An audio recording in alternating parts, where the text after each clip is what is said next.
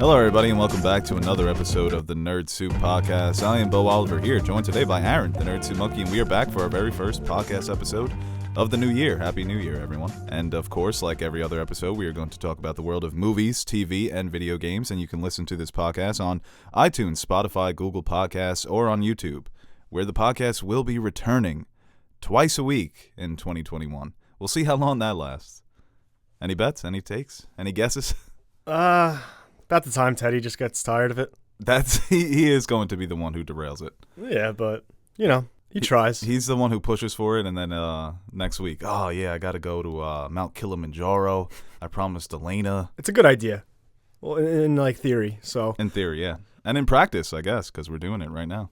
Oh, yeah, that's How true. about you? How are you feeling? New year? New you? No. No? Same shit as always. Same shit, yeah. It's 2021. I thought everything was going to magically get better because, everyone's like, 2020, it sucks. Can't wait for 2021. Guess what, folks? It's still the same. It does feel better, though. It does feel better to leave that date behind, We'll see how bad it gets in the next coming months. But it feels good, 2021, it does feel like the restart. And I'm not a big New Year guy, usually. But I like this New Year. I'm embracing it. I'm not. Prove it to me. You got to earn it. It's like what JFK said. What? Ow? All right, what is our first topic here on the old outline? I don't know. Not a lot of news to bring us into the new year. No, not a lot of news. There's a number of things we can start with. Not a whole with. lot of news. No. You have the list. Oh, you know what? Before we get into the topics, MF Doom. How tragic was that, right? Yeah. One of the greatest rappers of all time. Very odd when that news was released. Learning that he had passed away October 31st. Yeah, that was, but you're obviously a bigger fan of him than I am, so it's still obviously respect him and his music and everything he's done for hip-hop, but I'm sure you were... Yeah, it was definitely an emotional night, and so many great tributes. Seeing the video of Tyler, the Creator, and Earl Sweatshirt at a Doom concert and fanboying when they got the chance to meet him. There's a great video I saw yesterday of Mos Def just quoting his lyrics. And just admiring how clever and funny he was. And, if you're a fan of him, you know how good he was. And this is a case of a true legend passing away. And, he definitely got his flowers during his time. Because I think a lot of people did acknowledge the impact and the influence. And just the natural skill that he had as an MC. But, the outpouring of tributes that we saw on the internet was kind of overwhelming. You don't realize how many people that a legend truly touches. Yeah, because never really... He didn't break through in a way like... Yeah, he never had like a mainstream hit. Yeah. But he was just so consistent in the underground. And the quality of the music, major publications were always giving him his credit. Mm-hmm.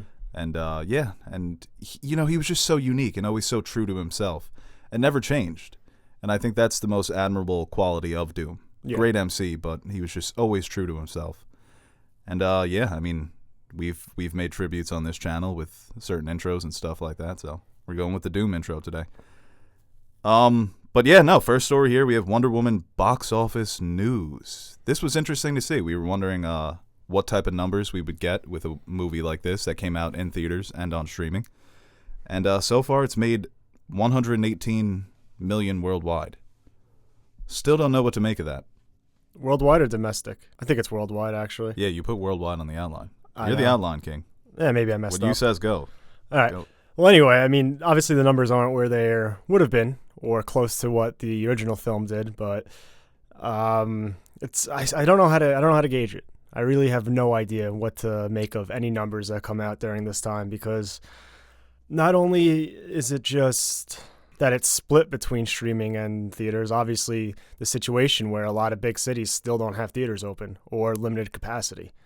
So it's hard to make any sense of it, really, because they're not really showing how many subscribers they got from HBO Max, how many people streamed it, and if it's worth it in that sense. So I guess you got to wait for those numbers to come out. But it's disappointing, I guess. This movie was probably, they were hoping maybe close to $1 billion, around where the first one did, and obviously with a $200 million budget, this isn't the greatest news, and especially the steep drop-off, which tells me that most people just decided to stream it after the first weekend because either they heard it wasn't that great or they just didn't want to leave their house. Yeah, and I'm looking up the budget right now, and it's a $200 million budget, so they're definitely not going to make a profit with this. And we don't know, like you said, with the numbers with streaming, how many new subscribers are they bringing in, and how they would even count these numbers. You know, it just, like you said, you don't know what to make of this. Is this a success? Will it be a success when it's all said and done? And the 67% drop-off says that, no, it's not going to make enough to really make a profit in the traditional way, just through theaters, the theater box office. So, yeah, no, it's unfortunate for a lot of these movies that had to come out during this year, and with the less than max capacity for certain theaters not even being opened. It's just all unfortunate. And the quality of the movie is another thing. We don't know how it would have done. When you have a superhero franchise, usually the name can get you, especially a name like Wonder Woman, 400, 500 million worldwide. Suicide Squad, Justice League, BVS, Yeah. I mean, all bad reviews. They still did pretty well at the box office. Not billions, but they made a few $100 million plus, over $500 million, I think, for all of them. So, and you're thinking, coming off of the success of the first one, it set records for an origin film for a superhero. I'm pretty sure it made the most money for an origin film. No, actually, Black Panther came and broke that record. mm-hmm. So you're thinking, building off of the goodwill of the first movie, at the very least, you're gonna come close to that first number.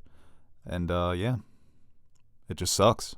Yeah, it does. I mean, I wonder how they view it, Warner Brothers, like what they attribute to Wonder Woman, so to speak, to market success. I guess, is it that people are subscribing, because it's the new year, holiday season, what do they attribute the new subsibers to? Did you see that automatically attribute it all to, like, oh, they must be subscribing for Wonder Woman? Yeah, that's the thing. It's impossible to know. I guess you really have to dive deep. Yeah, like they subscribe and then they instantly watch Wonder Woman. Yeah. And I'm sure they have people trying to figure that out. Did you see that report about how they lost a huge chunk of their 18 to 49-year-old audience once Game of Thrones went off air?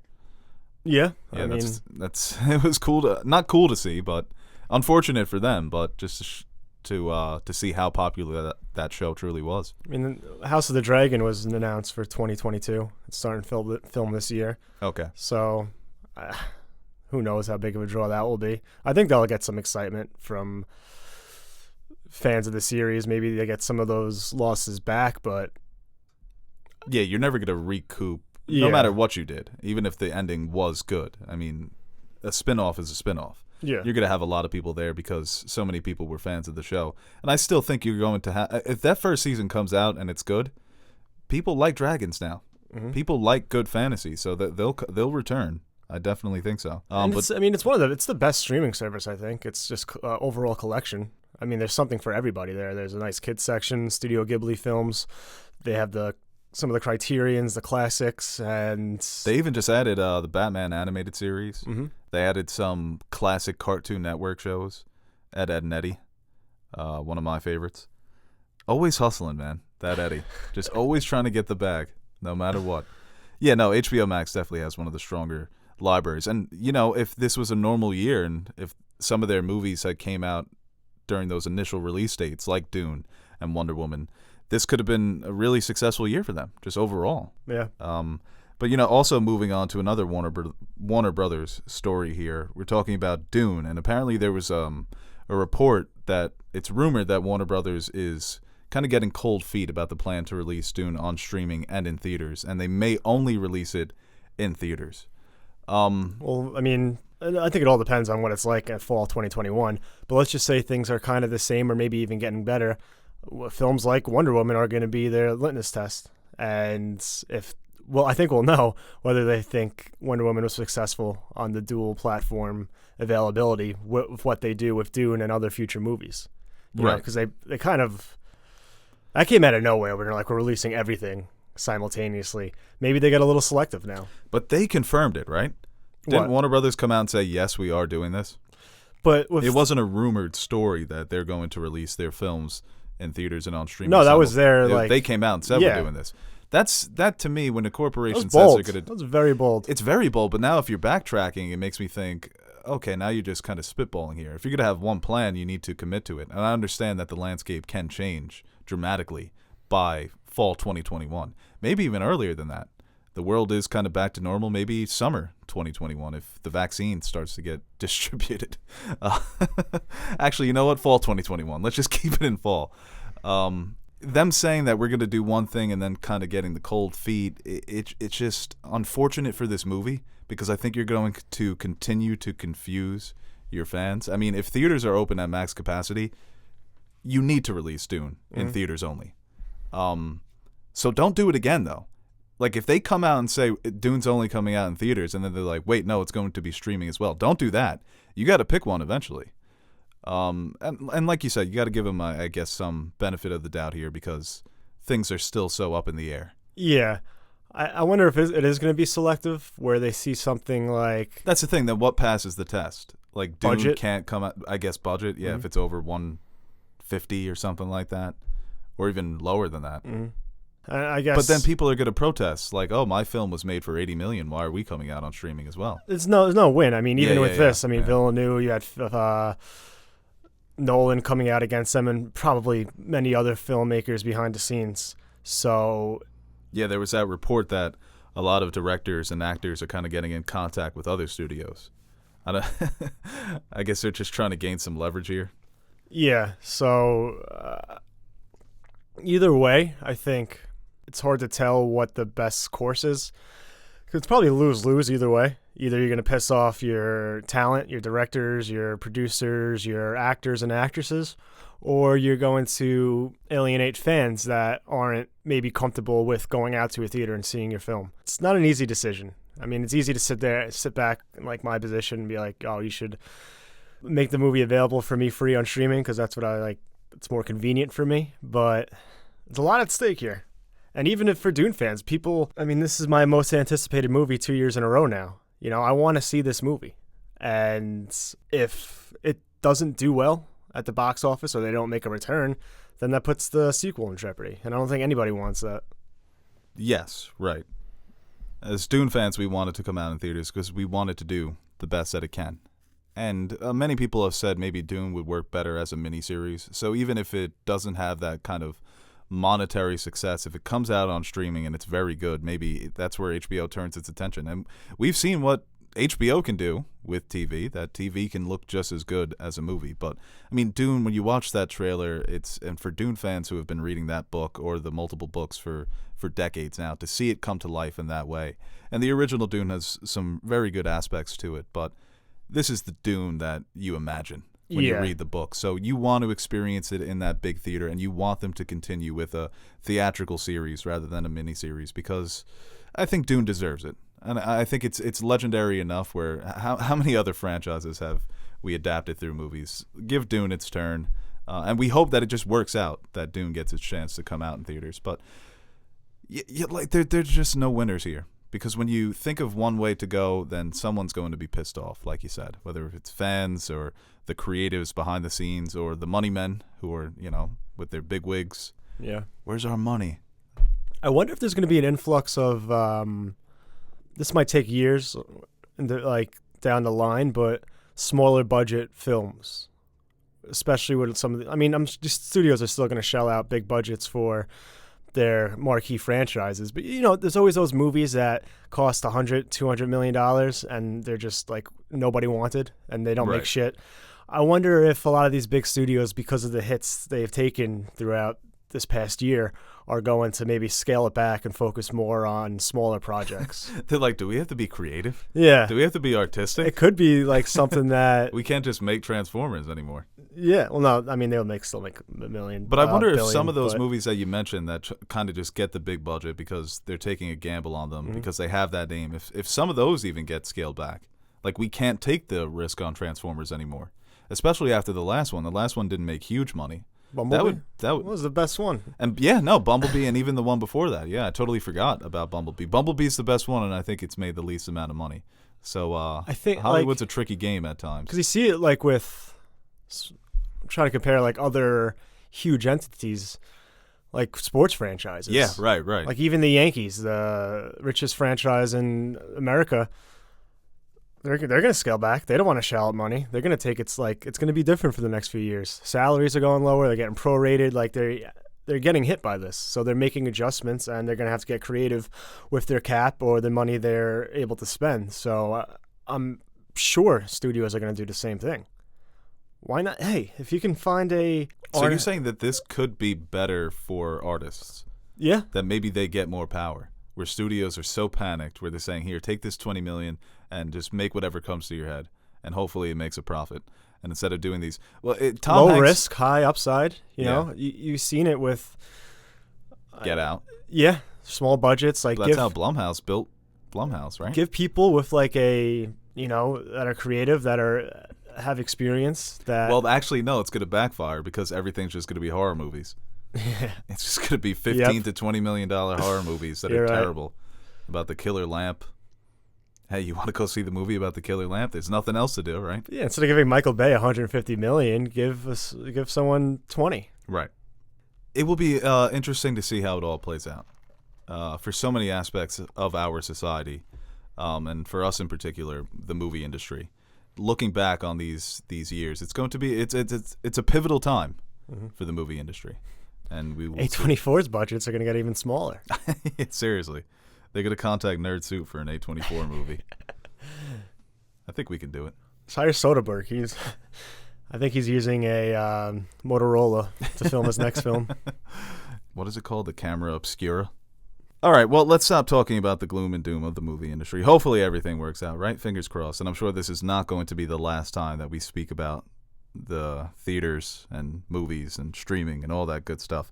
Let's move on here to some of our most anticipated movies of 2021. Obviously, we have a lot of movies that were pushed back, and you mentioned that Dune was probably your most anticipated. A lot of movies that were supposed to come out in 2020 have become my most anticipated of 2021. Like, you hear so much talk about the movie Nomadland with Frances McDormand. Yeah. That's appearing on a lot of top 10 lists so far. But it confuses me because I don't know if it's a 2020 movie now or a 2021 movie because we can't see it. I have no idea. There are a lot of good movies that came out last year that's still, like, I guess they technically are 2020 that we're not going to get to see until 2021. So yeah, the Minari is also another one. Yeah, The Father. Yeah. So, but then there's just the ones like Black Widow, Dune, that Fast and Furious that just got pushed back to 2021, and no one's seen those. Probably a couple people, but not critics, not any audiences. So it is tough. And every year I say, Morbius, according to Screen Rant, is the most anticipated film for film fans. I'm excited for Morbius. I want to see what the hell they're going to do with that. I won't be surprised if it comes out and it's terrible. No. But the way that they're incorporating the MCU and the Sony movies, it'll be interesting to see. But it's still Dune for me. I mean, you still have French Dispatch and was that supposed to come out this year? Yeah. Oh shit! Yeah. Next year. I forgot about some of the L's we took. What was A Quiet Place Part 2 was a big one for a lot of people. What's the PTA movie? Does that have a title yet? I think that's coming out next year, but I think that was always a release. In the Heights. Oh yeah, I guess it was. In the Heights, I was excited for. That got pushed back, I think. Top Gun, Shang-Chi, like the Marvel movies. But every time we talk about these, like, there's always Free Guy. Don't forget Free Guy. Oh fuck! How could I forget Jungle Cruise? That was supposed to come out this year too, right? Yeah, the Holy Green Knight one is shit, actually dude. one I was looking forward to last year. That got pushed back to this year with Dev Patel. Right. Well, they pushed that back, and then they just said nothing about it for a long time, right? Yeah. There was no word about it, and it kind of became a joke on film Twitter. Yeah. What happened to this movie? But there's always like look at it for this year. I think that going back to my most anticipated for 2020, at this time last year, I didn't know Mank was coming out. Right. Yeah, I didn't know happens. The Sound of Metal or Ma Rainey. Maybe it's like there's stuff out there that I just don't know about, and we wait to the award season push, and you have all these good movies come out that you weren't really expecting, and you're like, wow, this was, this is what I should have been anticipating rather than Ant-Man and the Wasp 3. Well, maybe that's on us, right? We should start covering the news of all these smaller movies. It always feels like Oscar season, like there's just a factory that just pumps out the Oscar movies, It's like, where did they even come from? Who are these people? But yeah, I mean, Dune is most anticipated. It's always blockbuster. Which blockbuster are you most anticipating, or which legendary director is coming back? Because the legendary directors, when their movies are in pre-production, always get covered. Like, what's the Scorsese, the Flower Moon movie? Yeah. Wasn't that supposed to come out this year as well? That's supposed to be, like, that's been on IMDb for, like, 20 years, I feel like. It's supposed to come out during the swine flu epidemic, so we got to push back then. The Chazelle movie, too, Babylon, with Brad Pitt and Margot Robbie. Yeah, it sounds That's interesting. coming out, too. I like Chazelle, so Guillermo del Toro's coming out with Nightmare Alley. Also, I mean, just all the HBO Max movies, right? I'm anticipating a lot of those. Godzilla vs. Kong, The Matrix 4, what the hell is that going to be? And poor James Bond getting pushed back. So I think they're going to get some Adam McKay this year, too. It may be a great year. Yeah, maybe if all these blockbusters are good, right? I mean, there's definitely going to be hopefully it's not too packed. That'll affect other movies that maybe deserve other attention.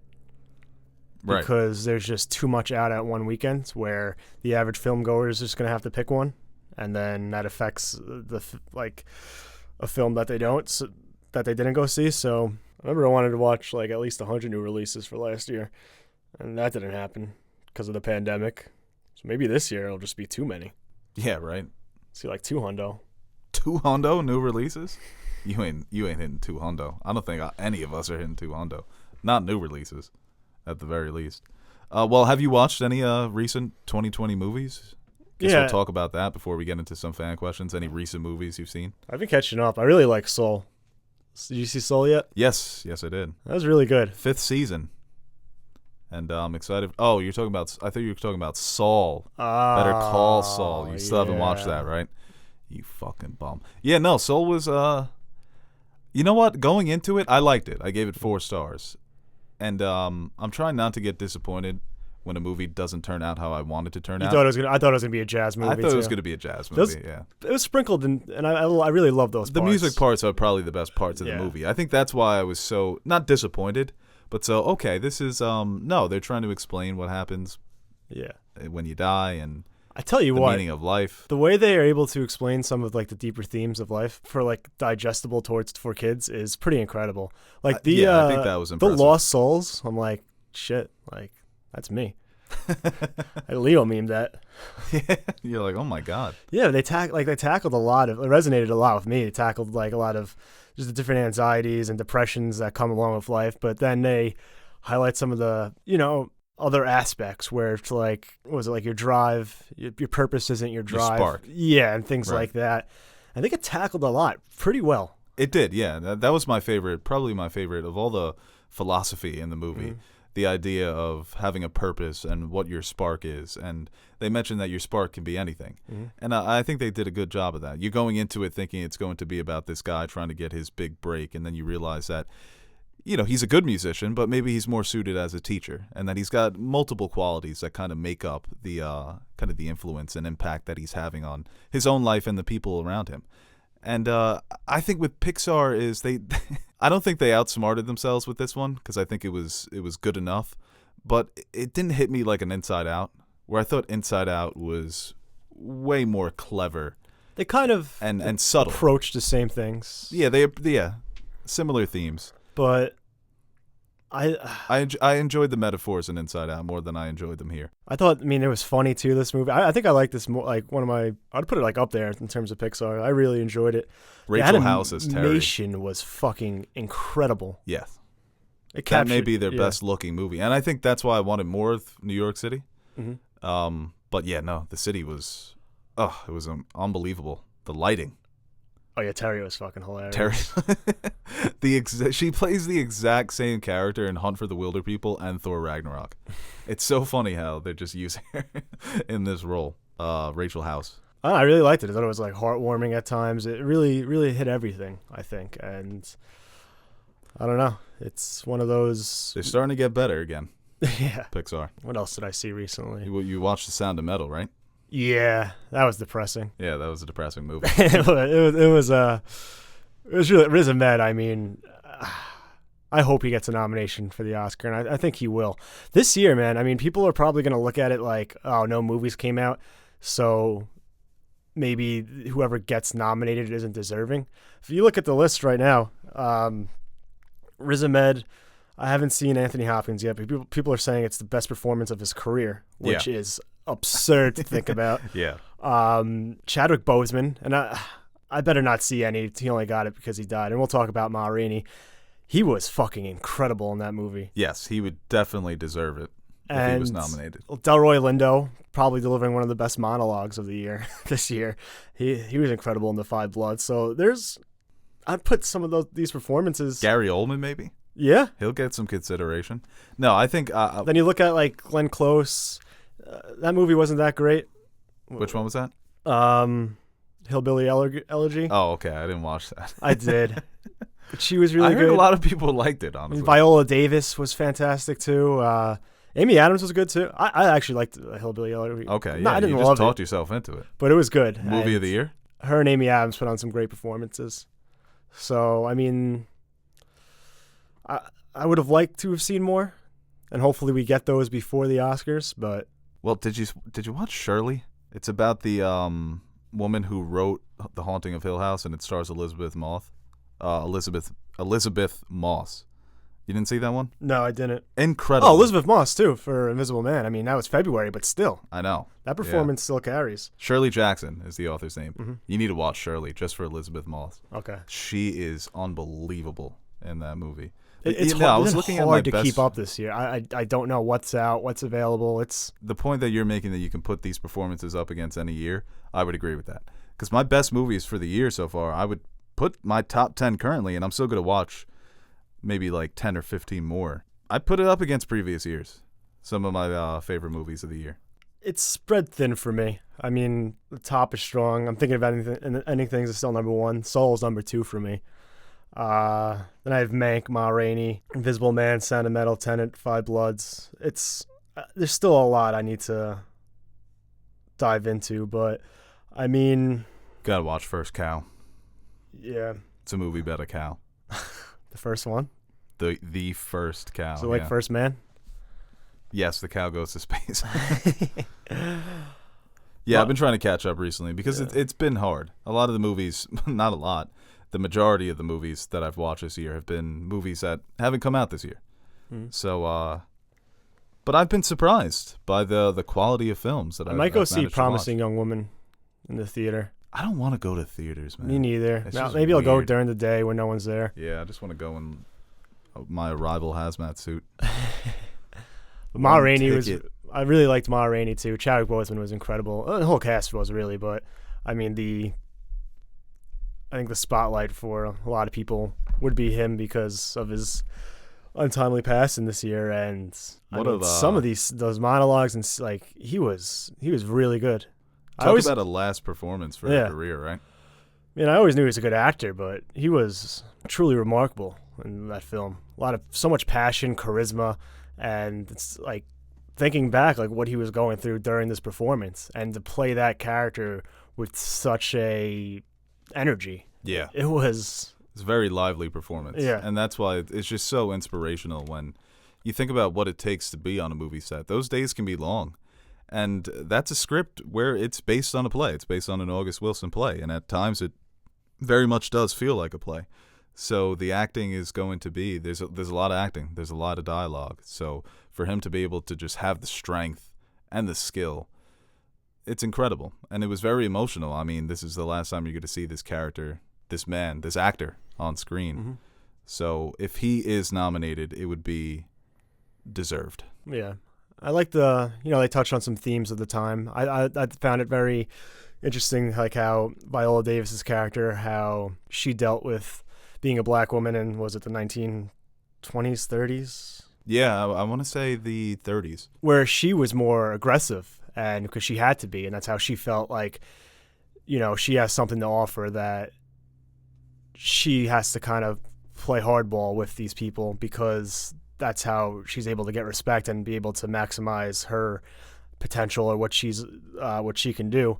And then you look at and where you look at Levy, where like he tried to play the game, right? He tried to play along, kind of like his father, but then have it in the back of his mind, and kind of try to manipulate things in his favor, a different approach. And right. I found that all very interesting, and seeing how that played out. And that's another there's a lot going on. Like you said, very dialogue driven movie, but when they hit some of the deeper elements, it's very captivating. Yeah, yeah. And a couple of good August Wilson adaptations we've gotten over the last couple of years with Viola Davis in both, with Fences and this. You know, have you seen the 40-year-old version on Netflix? No, I haven't. That is it's very similar in the way that it tackles the idea of what it means to be a black artist in America. It's about a playwright who's living in modern New York City, and she was on like the 30 under 30 list for artists, and she hasn't done anything since. So it's been a decade since she was named on that list. So she's kind of just like this burnout playwright. So she decides to become a rapper.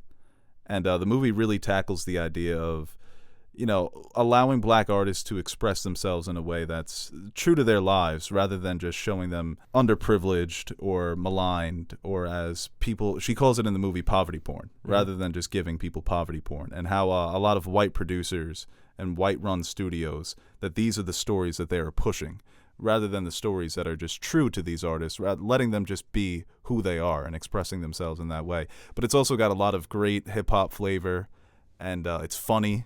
It's got a lot of great comedy and good performances. So that'd be like an interesting double feature, Ma Rainey and the 40-year-old version back to back, just to see how the times have changed and how in some ways they haven't. Well, especially too when like not very recently, maybe this is probably known to a lot of people, but I feel like it's more widespread, like the knowledge of like even people like Elvis, who kind of got their start by taking music and ideas from black artists, right, and using it for themselves. And that's kind of what they show in Ma Rainey. That was very good. And then what else? Mank. We have a Mank recording. You just want to post it at the end of this?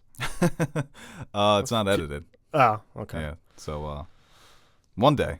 Yeah. One day we definitely. I've been thinking a lot about Mank lately. I like Mank. Yeah, Mank was very good. And very interesting life. Yeah, maybe we'll chop that up. Throw it Yeah, we'll chop it up, throw it on like a little nerd soup salad. Yeah. A little nerd soup soup. Wow, forgot about that. You want to go on to fan questions here? Yeah, sure. Fan question theme. What up, Stephen A? Maybe we should change that. No, I like it too much.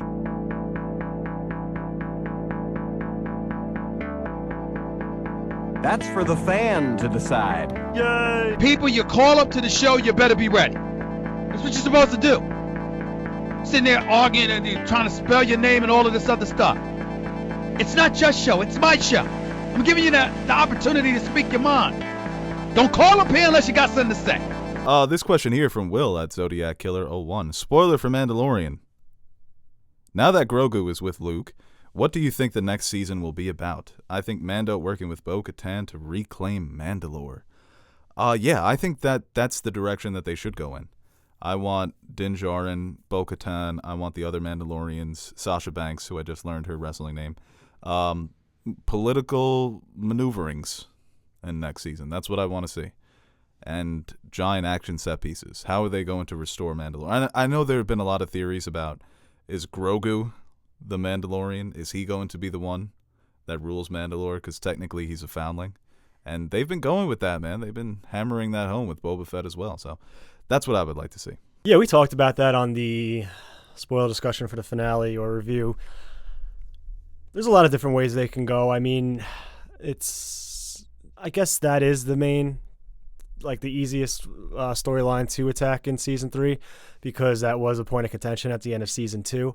And also we don't know what's going on with Grogu and Luke, and if he's gone for good, or is that ever going to come into play again. And I don't know. Yeah, I really don't know what I want to see out of The Mandalorian. I think that I'm ready to just see anything. Yeah, I trust them to Let's make a compelling story. There are rumors that Boba Fett is going to run alongside of it, and their story is going to kind of intertwine. I wonder if they do the same thing with Ahsoka, if all these stories kind of intertwine and they go the Marvel route with TV series. Yeah, who knows? So I think people will get. I would be someone who would be frustrated by that. If they do it once or twice, that's fine. But I don't want it to become the Star Wars TV Disney Plus universe, which it already is. I mean, things that are like happening, like maybe it's not fully connected, but yeah, filler episodes. You know, things that like, oh, Thrawn Ahsoka has to go get the Thrawn. Maybe Mando has to do He has something. the Thrawn weapon that defeats Thrawn.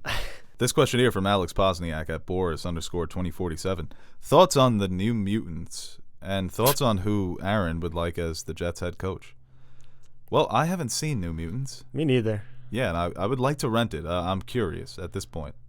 It's been out for a while now, right? You can rent it on Amazon. No, can you rent it? I have no idea. Yeah, I don't even think you can rent it. I think it came out in theaters, and I guess I'm just curious at this point. I imagine I'm going to. I like the not enjoy cast, it. so I think maybe I'll watch it if it ever comes for free. But I haven't really thought about that movie in God knows how long. Head coach. This question. I forgot about that head coach. My boy Gase is gone. I hate the Jets, man. They fucking suck. They have to be a very frustrating. I want Eric franchise. Bieniemy. I think, obviously Pat Mahomes and Andy Reid. I think some people are hesitant to put all the faith in him, but I think he's done a great job with that offense over there in Kansas City, and I would love him to be the head coach of the Jets. And I think he's a well-respected person throughout the league. So that's what they need. They need people in charge that people respect and kind of can straighten out this franchise. How are the Saints doing? They're in the playoffs. Okay. Throw a fucking bag at Sean Payton. Beg this man to There's come. always been rumors that he's going to leave New Orleans, but I don't know. It was Giants for a long time. It's been Jets for a little. You guys need a legend. And there are not many of them, but bring up Harbaugh. I know he's Harbaugh's not a legend. He's kind of like a legend. He's been Michigan sucking. stinks. I know but maybe he had great success in the NFL. He had a very good team. You guys need someone, man. You need Tony Dungy. You need a cleanup guy, kind of what the Knicks did with Thibodeau, where it's just a guy who not a legend. Thibodeau's not a legend. But they need an Andy Reid, when he went to Kansas City. Right, yeah. I think that Justin Fields, man. I was depressed about Trevor Lawrence, and you know me, I hang on to quarterbacks. hang on to the quarterbacks for too long. I still think Mark Sanchez could have been good. Yeah. So I still think Sam can be good, but you'd rather have Daniel Jones. Fuck Daniel Jones.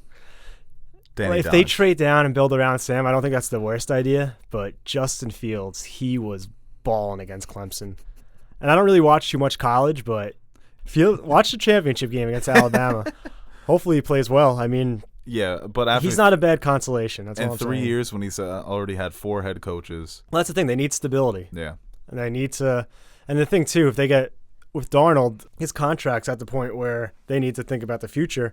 So if they're able to trade Darnold, get Fields, and they have another 5 years on a rookie cap, a rookie salary quarterback, and that they can spend elsewhere, and they have a ton of cap space. People trust Joe Douglas, so I'm not saying we're going to win the Super Bowl, but just bring back Rex because he was funny. Justin Fields comes in, gets us 7-9, looks promising. You shut the fuck up. That's a promising start. This question here from Jack Ashby at JT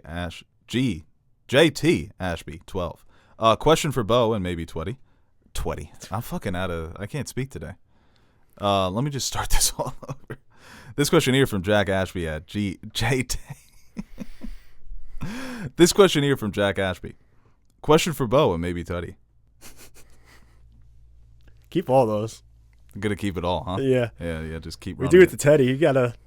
Yeah, we do. You gotta embarrass yourself sometimes. Question for Bo and maybe Teddy. Teddy is not here. Favorite Dune character and what portrayal you're most looking forward to? Well, from the outside looking in, I'm looking forward to just Rebecca Ferguson, Lady Jessica. Yes, that Lady Jessica is my favorite character, and I think she is. I just love Rebecca Ferguson. Yeah, Rebecca Ferguson's a very good actress. And the Bene Gesserit, to me, are the most interesting part of the Dune story. There's a lot of interesting things going on, but just their whole plans and schemes and the way that her love for her new family kind of gets in the way of that. And the choices that she makes, how it affects her. It's just a very interesting character and relationship that she has with Paul. So very much looking forward to that. And Worm, obviously. Oh, yeah, giant worm. This question here from Philip Schnittkamp. Who of the squad is which character from Avatar: The Last Airbender? Well, I guess I would be Aang because I kind of keep the peace, I like balance all the personalities. Okay. I'd say you are Appa. Is that the bison? Yeah, that's a bison. Hell yeah. No, that would be Teddy. Sorry, Teddy's Oh. Appa. Because, he's just my Yip, yip. big friend. Yeah. I yip around town with Teddy. Well, I do carry you, so maybe that could be me. No, you would be, I want to say you're Momo because he's the monkey. But, no, you'd be Katara, Who's that? the girl. Oh, she's the water girl? Yeah, she's the one always, like, keeping the... Do we bang? When we get older, yeah. Yeah, so Okay. get ready. All right. And then that's kind of it, right? I guess Nash could be like the fire guy. Zuko. Marissa could be like, I guess Marissa should have been Katara, huh? Well, no, that would have been even weirder. yeah. Let's just move on from this question. Can't believe she's never watched Lord of the Rings. Dude, and Andres. They both haven't watched Lord of the Rings. It's my first movie of the year. Fellowship. Nice. So good. Christmas movie. Too late there. This question here from Nelly at Kulenhole. Is pizza toast? I want to say no. We always get hit with these questions that change my whole life. God. Yeah, I guess, right? It's the toast family, I guess. Like a nice thin crust, too. Ooh. This question here from Kevin Navarro at Kevin P. Navarro. Will you guys do a Cobra Kai Season 3 review? Well, I don't think we've watched Cobra Kai, right? You haven't. I'm not a big Karate Kid guy. Oh, what? You don't like the first one? The original? It's good, but like I don't like hold on to it. I hear Cobra Kai is actually very I good. do too. Yeah. Everything I've heard about Cobra Ralph Kai. Macchio, big Islanders fan too. Oh my God! So we have to review it. This question here Talk from about Mike. Bean Dad. I was talking about that with my mom yesterday. How ridiculous that was. Such an asshole. People need to get off the internet. Someone in his life needs to say, "Give me the phone, honey," because you're just the performative parenting. Clearly, just done to make a giant thread, thinking that people are going to look at you. We always as see some those sort of- tweets. It's like it's like, oh, that just didn't happen. This seems like it did happen. No, yeah, he's doing this on purpose to try and attempt to go viral. Yeah. Thinking that he's funny or that he's some sort of super parent. I thought my tweet was Get funny. off the internet. I think it got deleted because he deleted his post, but it was Thanos. And it was like all that for All a can that of for bean. baked can of beans. Really- just show the girl how to open the can of beans, you idiot. Why? She's a child. She doesn't know how to do something. That's what the way that parents. I don't understand if people know this, but kids are dumb. Yeah. Kids are fucking. Well, you show them how to stupid. do it, then no, you try next time. Yes, Yeah. exactly. Like they don't know how to do anything. When they mess up, it's because they're dumb and stupid, and they just came into the world. Yeah. Like, can you think about like a 9-year-old? This person's only been alive for nine years since 2011. That's great. That's when we graduated high school. Show her how to fucking open the can of beans, you idiot. Can openers are tough too. Can openers are tough. Yeah, they're still Yeah. tough for me. There's something about beans. Maybe though. if my dad did that, I would know. Yeah. Something about beans though just always make me laugh. Beans are. They're a funny food. They like are a the funny Cars food. 3 guy. You ever see Yeah. the old man on Facebook commenting to the Bush's baked beans post? No. It's like, I'm thinking about those beans. The song, the childhood song, the beans are good for your heart. Even Stevens beans. Right. I don't like beans. I like beans and white rice. Very good combo. Yeah. I like baked beans, but I go to Chipotle, no beans. All that for a can of beans. This question here from Michael Enriquez at idol_Mikel. What? Thinking of one tweet was like, it's like, why are you making your daughter eat World of War I food? She's got rations. Thoughts on It's Curry's? like a Ron Swanson thing. Yeah, it is. That is a Ron Swanson less. No, even Ron wouldn't be that cruel. But he wouldn't tweet about it. No, he wouldn't tweet about it. No. Yeah, exactly. Ron Swanson would do it because he believes in it. This asshole's doing it for likes. People need to get the fuck off the internet. Thoughts on Curry's 62-point game, and do you see the Warriors doing anything this season moving forward? They've been getting shit on a lot. I mean, it's still early, and they are like 3-3, right? 4-3. I think they're 3-4 or 4-3. So, everyone's Dude, going. I was going to tweet before this game. I was like, the internet slandered Steph Curry into dropping 60 tonight. I was going to tweet it before the game you should've. started. I was so You would've went pissed. viral. I know, right? I would have quote tweeted it and been like, told you. Yeah. Dude, I swear to God. Because it kept in my mind. I was like, it's going to happen. Like, he's going to go off. Because the way that people were disrespecting him, Like you were disrespecting a man who can go off for 62 at any given moment. Yeah. People they forget about what athletes do when their team isn't as good or when they get a little bit older, and he still seems like he's in his prime. But the whole talk about him was that, he can't carry bad teams. No one can, besides like LeBron. No one can, but also, do you not remember when he took the Spurs to 6 games in 2013 with Jared Jack and David Lee? Because that doesn't seem like Was a the Monte championship Ellis team. team? No, Monte Ellis wasn't even there. No, yeah. 2013, 2014, 2015. I mean, they act like he didn't do this without all-star teammates before Clay and Draymond and before that bench really came into its own. The dude was dropping 50 on the Knicks. Remember that?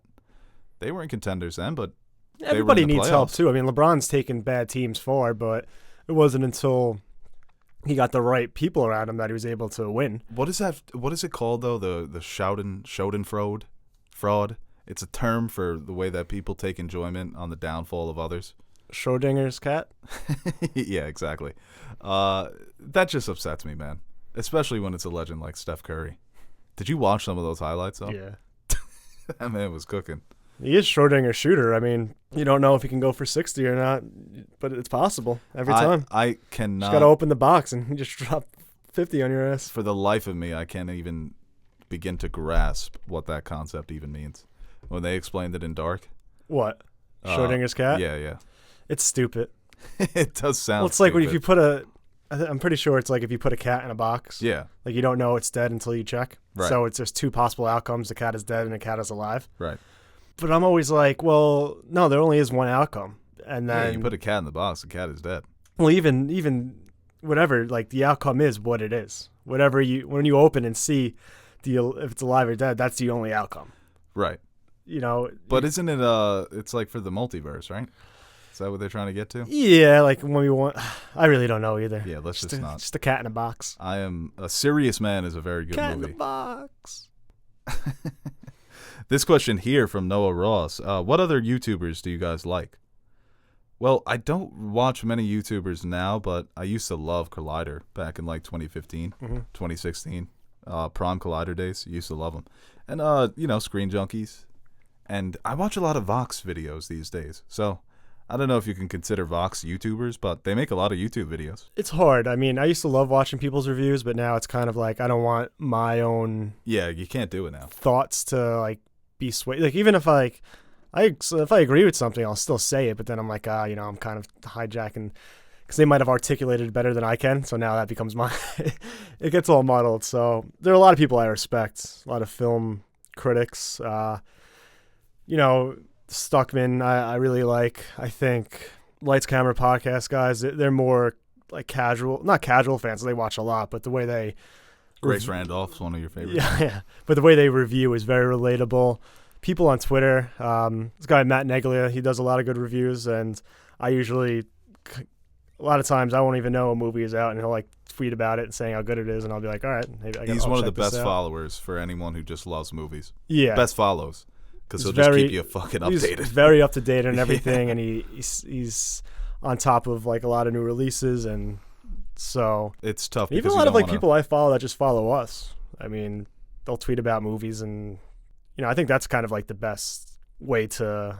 I mean, you can read reviews from big critics and big YouTubers, but I mean, the kind of Twitter? Are you saying Twitter discourse is the best way to find out if a movie's good? well, like people like mutuals. Okay, like people I mutuals, yeah. follow, people who follow me, and kind of like they follow the channel, so they kind of might have the same taste as me. Yeah. And then, so you can Definitely. you can kind of get a sense of that. So All right, we'll take one more question here from Leslie McWaters.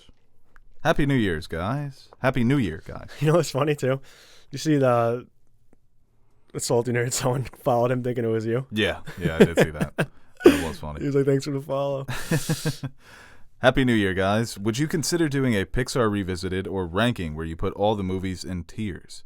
Would love to know what you consider top tier and bottom tier. I think Pixar Revisited could definitely be something we do. I think after we finish Star Wars, which is going to be finished probably in the next couple of months, hopefully we can finish the MCU this year. Yeah.